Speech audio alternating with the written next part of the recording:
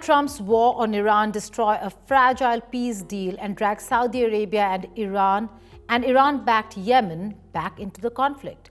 And in Nepal, can a leader survive when the very generation that brought him to power turns against him? Tonight, two stories of stability collapsing under pressure. In West Asia, the U.S. Iran war is reviving old battle lines, threatening the Saudi-Iran détente and pushing the Gulf towards wider escalation. In Nepal, Balen Shah rose as Gen Z's symbol of change. Now, after shocking self-immolation deaths, young protesters are demanding his resignation. One crisis shows how wars spread. The other, how political revolutions can turn on their own leaders. Hello and welcome. You're watching Statecraft with me, Geeta Mohan. All this and more, but first up, the headlines. India slammed Pakistan over the ongoing protests in Pakistan-occupied Jammu and Kashmir. India said it was due to Islamabad's decades-long systemic exploitation, denial of fundamental rights, and administrative oppression in the region under its illegal and forcible occupation. The ongoing protests in Pakistan-occupied Jammu and Kashmir are a direct consequence of Pakistan's decades-long systemic exploitation, denial of fundamental rights, and administrative oppression. Russia and China concluded the joint Sea 2026 exercise in the Yellow Sea. The two naval forces dispatched 10 vessels, including surface, underwater, aerial, and support units, to the exercise centered on jointly countering maritime security risks. In a setback to President Trump, a federal judge imposed professional penalties against lawyers representing the president in a civil lawsuit that he had brought against the IRS. The judge criticized the Justice Department for its handling of the case and said the suit was brought for an improper purpose. The escalation level in the U.S. Iran strikes have further risen, with Iran attacking UAE's two national oil tankers by cruise missiles in the Strait of Hormuz. One Indian sailor was killed in the attack, while 8 seafarers, including 6 Indian nationals, were injured. This is the second major attack on a commercial vessel after Iran had struck MV GFS Galaxy, a Cyprus-flagged container ship, off the coast of Oman last weekend. 11 Indian crew members of the GFS Galaxy were rescued, while one is missing. The UAE's defense ministry said the Emirati oil tankers Mombasa and Al Bahia were targeted by 2 Iranian cruise missiles while transiting the southern shipping lane of the Strait of Hormuz within Omani territorial waters. Qatar's foreign ministry has strongly condemned the targeting of the Emirati oil tankers. The Gulf Cooperation Council, too, has denounced the attack. There were reports of another tanker being struck in Oman's waterway. However, all crew members are safe. Meanwhile, India's foreign ministry summoned Iran's Deputy Ambassador Mohammad Javed Hosseini following the death of one Indian seafarer after the Emirati oil tankers were struck and destroyed. The U.S. has carried out more strikes on Iran's Kish and Kashem Islands, as well as Bushehr and Bandar Abbas. In retaliation, Iran has struck U.S. military targets in Kuwait, Bahrain, Jordan, as Iran and U.S. target each other's military installations and communication networks. Trump had earlier stressed the need for the U.S. to be reimbursed for providing safe passage and security to the stranded vessels. He added that while reinstating the Iranian blockade, U.S. will charge 20% on all cargo shipped through the strait. The UK has banned support for the IRGC and all the linked groups under new powers aimed at preventing foreign states from using proxies for activities such as surveillance and sabotage. Iran has condemned the decision. Be reimbursed because we're protecting a very rich portion of the world. We're spending money. And so what we've done is we are going to be reimbursed for protection. We're protecting by the countries that we're helping. For instance, you look at the 5 countries. You have Saudi Arabia, you have UAE, you have Qatar, or Qatar as I always say, you have Qatar, Bahrain, and by the way, you have others. You have Kuwait, and you have others, and they will do very well. But we think it's appropriate that we don't need them. You know, we have more oil than any other country in the world. When you add Venezuela, which has been amazing, which has tremendous amounts of oil that we control, when you add Venezuela and everything else, we have more than 50% of the world's supply. We don't need it. but we need it from the standpoint of protecting allies, et cetera, including Israel, including Saudi Arabia, including Qatar, including UAE. We're protecting all of them, and we've done a very effective job. Issued a statement post summoning of the Deputy Chief of Mission of Iran. We conveyed to them our deepest concerns and that we strongly condemned what has happened. We lost a precious Indian life, and there are several Indian nationals who have been injured, and a couple of them are also seriously injured. So we conveyed our strongest protest with the Iranian side on this particular matter, that these attacks, which we condemn, must stop at the earliest. At the same time, there should be de-escalation, and the two sides should come to the negotiating table and take the path of dialogue and diplomacy so that peace and stability can be ensured in West Asia. A Russian Tu-214PU command aircraft has landed in Tehran amid escalating U.S. strikes on Iran, fueling speculation over its mission. While neither Moscow nor Tehran has offered an official explanation, analysts believe the visit could involve high-level consultations, underscoring the growing strategic partnership between Russia and Iran. Mahashweta Lala with this report.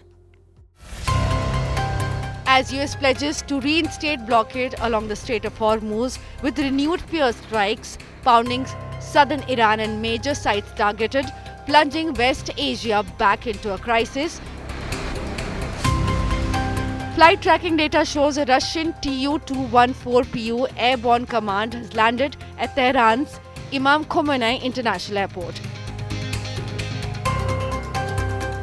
According to reports, Tu-214PU has flown over the Caspian Sea to avoid regional airspace and entered Iran. The arrival of the aircraft comes at a critical juncture when US has been pounding Iran's strategic locations, destroying its communications and air defenses. It is operated by Russia's Rossiya Special Flight Squadron under the call sign RSD-420. Unlike a VIP aircraft or a passenger aircraft, the Tu-214PU is a specialized command and control aircraft. It is used by the Russian government. It has communications and command systems designed to allow senior officials to direct military operations during national emergencies. The salient feature of the aircraft are encrypted communication systems, satellite links, and anti-jamming technology, enabling secure communications even during electronic warfare or major military conflicts. It is also referred as the Doomsday aircraft because of its specialized designs and capabilities. The question is, what is an aircraft with such high-tech secure communication doing in Tehran when US is striking with full force?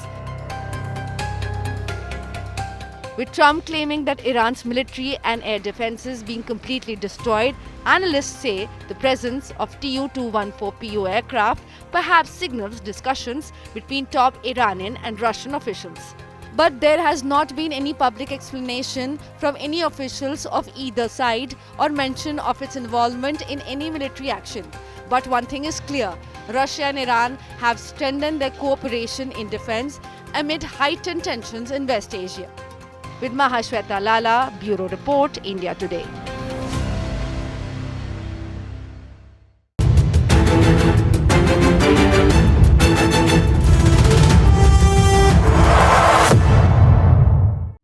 Recent US Iran escalations might just lead to the Iran-Saudi peace deal collapsing, and the reason is much bigger than Yemen. For 4 years, Saudi Arabia and Iran managed relative calm. Not friendship, not trust, certainly not a group hug, just a practical deal to stop their rivalry from setting the region on fire. But now, the US-Iran war has ripped through that fragile balance created by China. Washington has struck Iran again. Iran has retaliated. The fight over the Strait of Hormuz has exploded back into crisis. Iranian missiles have hit tankers, and now the shockwaves have reached Yemen, where a strike on Sanaa airport triggered a Houthi attack on Saudi Arabia's Abha airport. The old battle lines are back. The Gulf is back in the crossfire, and every new strike creates another excuse for retaliation. So how did the US Iran war drag Saudi Arabia back towards the edge? The immediate flashpoint came in Yemen. A strike hit Sanaa International Airport after the internationally recognized Yemeni government said an Iranian plane had tried to land there. The aircraft was supposed to return a Houthi delegation from Tehran. The plane diverted to Hodeidah, but the political damage had already landed. The Houthis blamed Saudi Arabia, declared the period of de-escalation over, and promised retaliation. They did not waste time. Missiles and drones targeted Saudi Arabia's Abha International Airport. No casualties were reported, but that was hardly the point. The message was clear: strike us and Saudi territory becomes a target again. But why did this explode now? Because the wider US-Iran war has changed the calculation for everyone. The United States carried out another round of strikes on Iran, with Washington now back in a direct cycle of attack and retaliation with Tehran. The US also moved to resume a blockade and inspection posture around Iranian ports. Iran, meanwhile, continued to assert control over the Strait of Hormuz. It has been proven time and again that turns a war between Washington and Tehran into a problem for the entire Gulf. Iran's biggest weapon is not simply what it can hit inside a battlefield, it is the cost it can impose across the region. Shipping routes, oil flows, regional partners, strategic choke points. The wider the disruption, the more expensive the war becomes for the United States and its allies. And Saudi Arabia sits right in the neighborhood. Riyadh may want no part of another regional war, but geography does not accept polite declines. That is why the 2023 Saudi-Iran agreement matters so much. The Chinese brokered deal restored diplomatic relations, reopened embassies, and created rules for de-escalation. Saudi Arabia wanted stability for its Vision 2030 plans. Iran wanted less regional pressure. Both had spent years exhausting themselves through confrontation. Because of Trump, the agreement will not solve the rivalry. It did not end the war in Yemen. It did not force Iran to abandon support for the Houthis. It did not erase years of mistrust.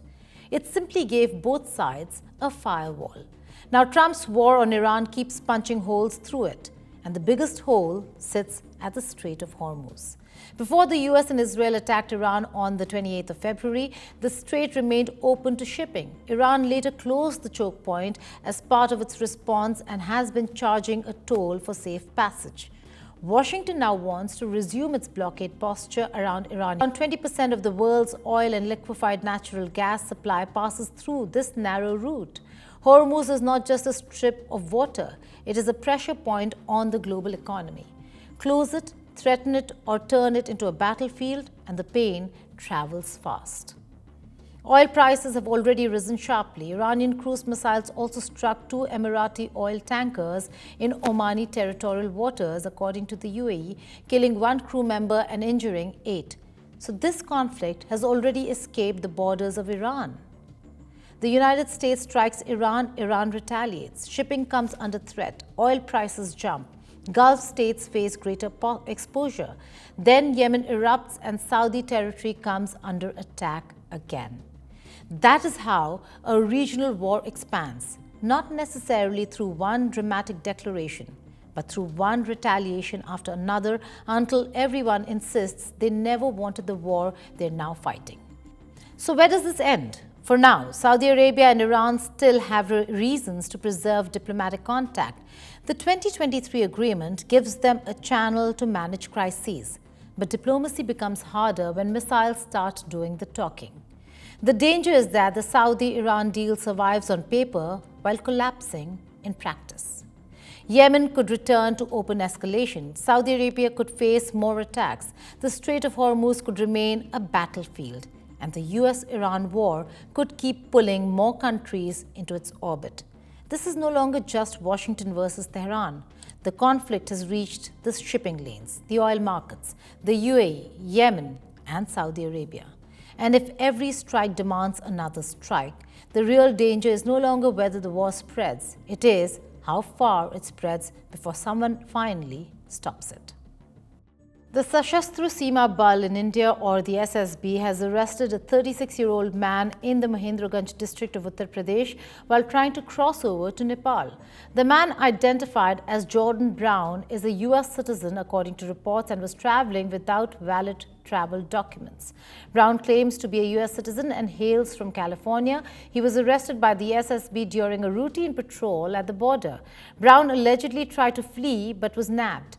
While investigating, the police found that Brown had allegedly travelled to Thailand on tourist visa and had lost his passport. He is also reportedly a former U.S. Navy officer. According to official sources, Brown travelled from Goa to Bengaluru and from there to the Sanaa border, intending to enter Nepal. Rupees 31,460 in cash and 2 mobile phones were recovered from Brown's possession. In a separate incident earlier, 5 Ukrainians and 1 U.S. national were arrested by the National Investigation Agency, or the NIA, for their alleged involvement in providing terrorist and combat training to ethnic armed groups in Myanmar, and were produced before the Patiala House Court on the 3rd of July. They had allegedly entered India on tourist visas before travelling through Mizoram into Myanmar, where they came into contact with ethnic armed groups operating against the Myanmar military junta. Just a year ago, he was Nepal's political phenomenon, a rapper, political outsider, the face of a Gen Z movement that promised to sweep away the old establishment. Young Nepalese didn't just vote for Balen Shah, they rallied behind him, campaigned for him and helped bring him to power. Today, those same young supporters are back in the streets, but this time they're demanding his resignation. Their message is simple: remove your shades, Balen Shah. The trigger was a series of shocking self-immolation cases, but the anger runs much deeper. So how did Nepal's biggest Gen Z success story become Gen Z's biggest political revolt?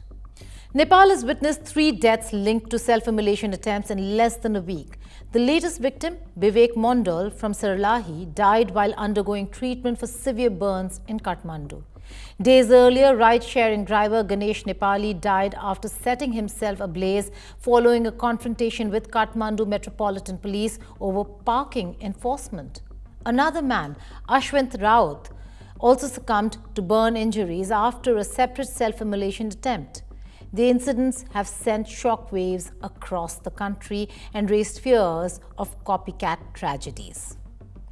But these deaths have become much more than isolated tragedies. For many young Nepalese, they symbolize a government that has stopped listening. The irony is striking. Balen Shah built his political career by presenting himself as the anti-establishment candidate. He promised transparency, accountability, and a new style of governance. Now, many of the same young people who believed in that promise say he has become part of the very system he once challenged. Ganesh Nepali's death sparked large demonstrations across Kathmandu. Hundreds of protesters, many of them young people and members of the Gen Z movement that once backed Shah, marched demanding justice, accountability, and an independent investigation. Ride-sharing drivers, student groups, and civil society organizations accused authorities of excessive enforcement, punitive fines, and administrative apathy. Many protesters also demanded that Prime Minister Balen Shah resign. This is what makes these protests politically significant. Governments often face opposition protests, but it is far more damaging when the anger comes from your own support base. The movement that once celebrated Balen Shah as Nepal's political future is now openly questioning his leadership. The chants have changed, the hope has turned into frustration, and the generation that made him a national leader is now leading the protests against him. The backlash has reached Nepal's parliament. Opposition lawmakers accuse the government of failing to prevent the tragedy and mishandling its response. One MP urged Balen Shah to take off his dark glasses and face the people. Others argued that the state had failed to protect ordinary citizens and demanded accountability. Some lawmakers went even further, calling on the Prime Minister to resign on moral grounds. The timing could hardly be worse for Balen Shah. Only weeks ago, his remarks suggesting Nepal had also encroached on Indian territory triggered criticism and protests. Now, he faces a far bigger political challenge at home. And unlike previous controversies, this one is being driven by the very generation that once saw him as a symbol of change. The government has launched criminal and administrative investigations into Ganesh Nepali's death. A high-level probe committee has been formed, and 3 Kathmandu municipal police personnel involved in the incident have been detained for questioning. Yet Prime Minister Balen Shah has remained publicly silent on the protests, drawing further criticism from both demonstrators and opposition leaders. For Nepal, this is no longer just a story about 3 tragic deaths. It is a test of whether a government born out of a youth movement can survive a youth rebellion. Balen Shah rose to power because Gen Z wanted change. Today, that same generation is asking whether he has delivered it. In politics, winning elections is difficult. Keeping the trust of those who put you there is even harder. And that is the battle Nepal's Prime Minister now faces. That's all in this edition of Statecraft. But before we go, Norway's FIFA World Cup campaign has ended, and its star footballer Erling Haaland has returned home to a hero's welcome. While Haaland wasn't able to get his hands on the FIFA World Cup trophy, fans did spot him returning home with a rather peculiar souvenir to remind him of his time in the US, a raccoon. Take a look. Goodbye and take care.